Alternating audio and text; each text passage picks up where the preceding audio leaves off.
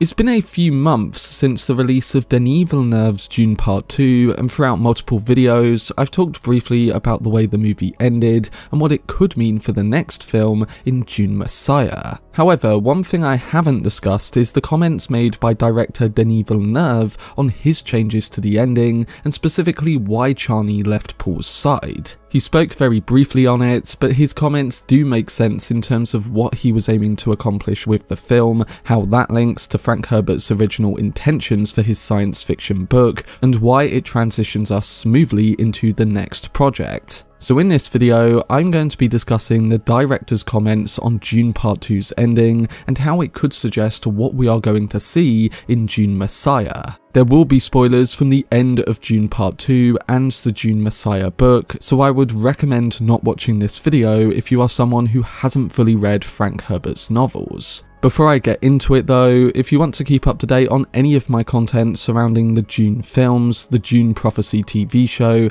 and beyond, then don't forget to support this upload by giving it a like rating and subscribing to the channel. But without further ado, let's dive into what Denis Villeneuve said about the Dune Part 2 ending.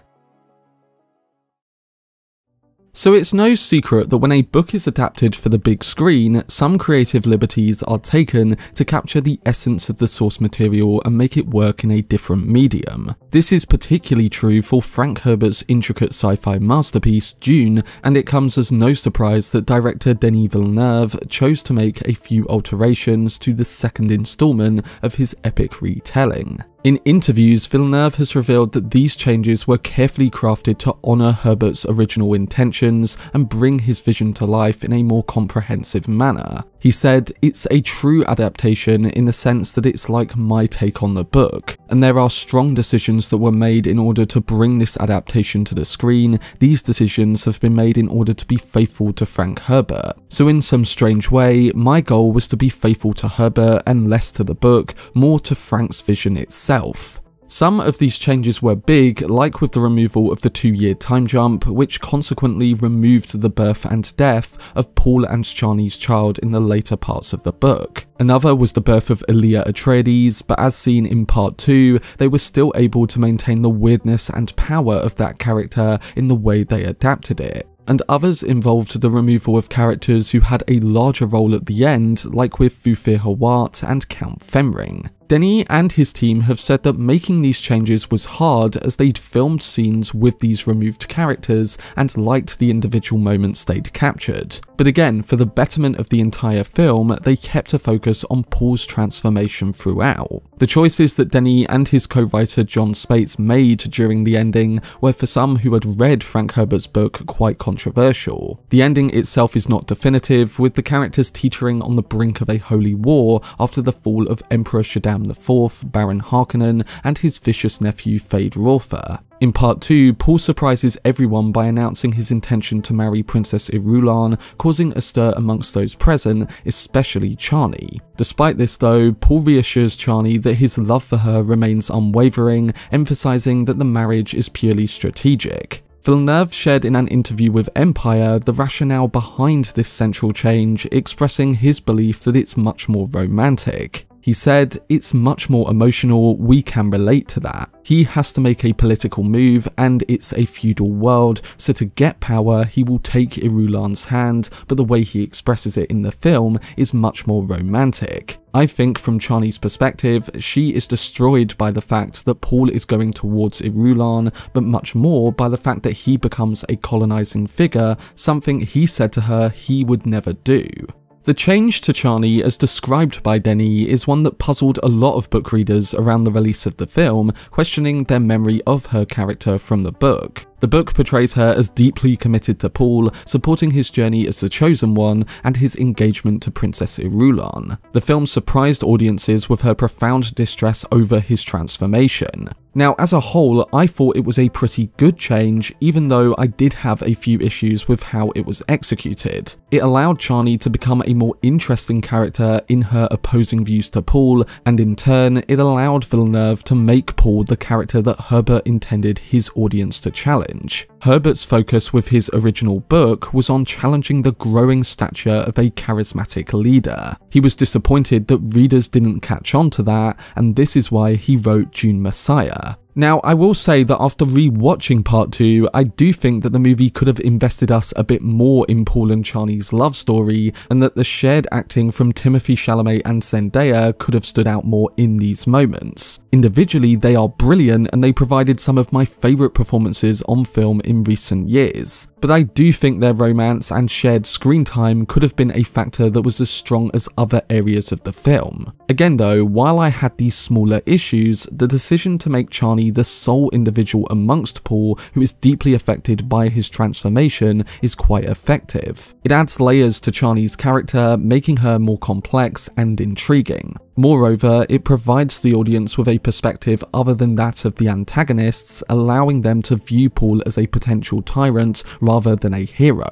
He becomes a vengeful, dangerous and powerful leader who will ultimately be responsible for the deaths of billions, betraying his promise not to lead the Fremen and not to assume this role. Through Chani's eyes, we see the bittersweet nature of Paul's triumph over the despicable Harkonnens. While the villains who sought to annihilate his entire family have been defeated, Jessica and her manipulative Bene Gesserit sisters have unleashed a meticulously crafted plan that has been in the works for countless generations. And despite us being happy that Paul defeated the Emperor and Baron Harkonnen, the outcome is still foreboding. The Holy War has been ignited, and there seems to be no way to halt it. Within that, Chani stands out from her people who are now devoted to their Mardi like Stilgar. She is angry and hurt by Paul's actions, making her a captivating and pivotal character in Part 2 and also what is to come with Messiah. So while many celebrate Paul's triumph, Chani's skepticism adds depth to the story, and her decision to leave and avoid the impending conflicts presents contrasting paths for the future. So based on how this ending turned out and the greater emotional push that Villeneuve and his co-writer Jon Spaihts targeted, does it mean that Dune Messiah is going to have some big divergences when it comes to the journey of Paul Atreides and Chani? Well, to start with, it's key to remember that Chani is with Paul throughout the Dune Messiah book, and if it were to follow those events, you'd think that they would eventually come back together by the time we reach the conclusion of that film. Also, Paul does literally tell his mother in Part 2 that Chani will come around to him and be by his side because he's seen that in the future. So I think we can expect them to be together and there be a similar path to their journeys in the Messiah book as the plot does develop. Before this happens though, as I mentioned in previous uploads, I do think that Messiah will aim to show how in the beginning she is situated away from Paul and Arrakeen City in one of the faraway Fremen camps. I think here she'll come to learn of the conspiracy against Paul and maybe even come in contact with Scytale, one of the main villains of Part 3, who murders a few people at one of these locations. There has to be some sort of motivation for Chani to come back in contact with Paul, and while many have suggested that she might be pregnant, the time jump between Dune and Dune Messiah wouldn't really allow for that to happen. A big sign is that in Part 2, the director established both the Northern and Southern Fremen having different beliefs and feelings towards the so-called prophecy. So I think that in Messiah, we might see how this idea is used as a piece of greater setup for the issues that the Fremen have after Paul's war. And it could also link emotionally to how Chani is living amongst these Fremen who have separated themselves from the bloodshed. When Chani hears that Paul is struggling to maintain a grip on his empire, that conspirators are rallying against him, and that it can affect all of her people, it may influence her to at least reach out to him. And again, we have to keep in mind that Chani hasn't fallen out of love with Paul, and she makes that very clear in Part 2. Ultimately, she leaves his side because of the war he's waged and the influence he's had on her people. So I think there are ways around all of this, and I do think that Denis can cleverly navigate the opening of the film by building upon the Fremen foundations he set in place during Part 2 and aiming in on how Chani feels and develops across the course of that next film. As the director said about Part 2's ending, this was to highlight the turns in Paul and Chani's romance, to give it more drama, and most importantly, to highlight the troubled nature of Paul come that second book. He wants the the audience to feel exactly the way Herbert intended them to feel when they read about the main character's power and eventual downfall. Using Chani as the pivot in the plot is exactly how he communicated that, and as a whole, I think it was what the story needed for more dramatic purposes on the big screen. And like I said before, Paul and Chani will eventually come back together. We'll just have to wait and see how that actually happens, and how director Denis Villeneuve will end his epic trilogy.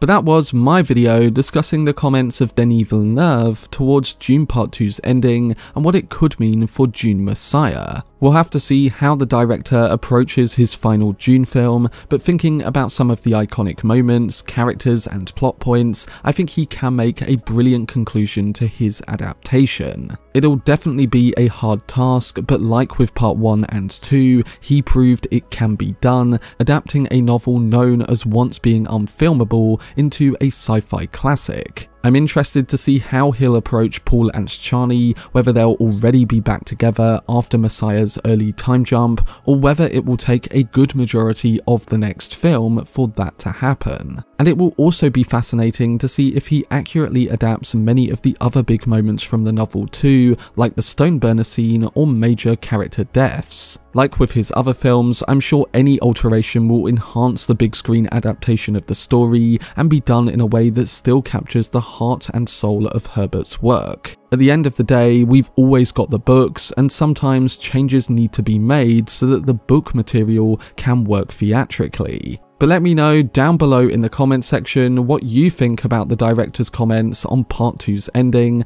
alongside how you think he will go about adapting Dune Messiah. For much more videos and news on Denis Villeneuve's Dune universe, then subscribe to the channel and turn on your notifications. Also, if you enjoyed this video, remember to leave a like rating and follow me on social media via the links in the description. But anyway, I hope you guys enjoyed it. I've been Cortex, and as always, make some noise.